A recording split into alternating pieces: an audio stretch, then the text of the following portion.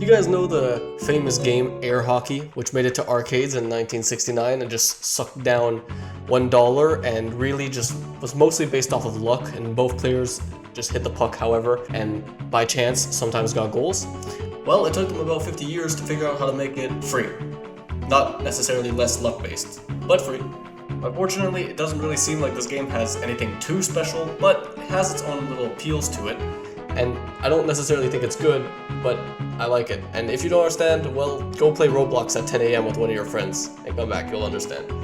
However, I will give it a lot of credit because competitively, Omega Strikers is one of the best games I've ever played. Because unlike Overwatch or Valorant or CSGO, when you lose, you can lose very, very closely and actually feel like the game was winnable and that your skill level changed the outcome. And that I can rarely say about any game I've ever played.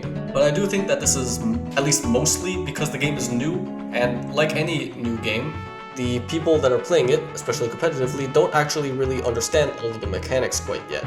You can get to a pretty high rank right now just by having played and understood some mechanics of air hockey, like how to hit the ball correctly and place yourself on the map. And also, right now, there's a pretty giant levers issue, especially at low ranks. I think that is a big problem they need to fix because it makes it almost unplayable. I would say when I was in rookie rank, maybe 1 out of 3, 1 out of 4 of my games had a lever, which is completely unacceptable. But once again, another issue is that this competitive performance comes with the cost of low variety in the characters you play as. People who play casually will think that there is a pretty big variety because the characters all have special designs when it comes to, drawing and voice lines and attitudes. But competitively, when you look at it, all of them really have the same kind of moveset. If you get really deep into the game, you're gonna end up being disappointed if you try to unlock new characters and they all do the same thing. I'm not shaming too much on the casual players though, because personally, my favorite emote I've ever seen comes from this game, this Juliet comfy emote, because that is just amazing. And also, the characters do have a certain appeal to them.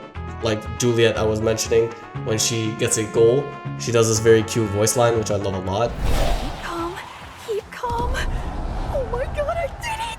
And I have the feeling that certain characters will appeal to different people at different levels.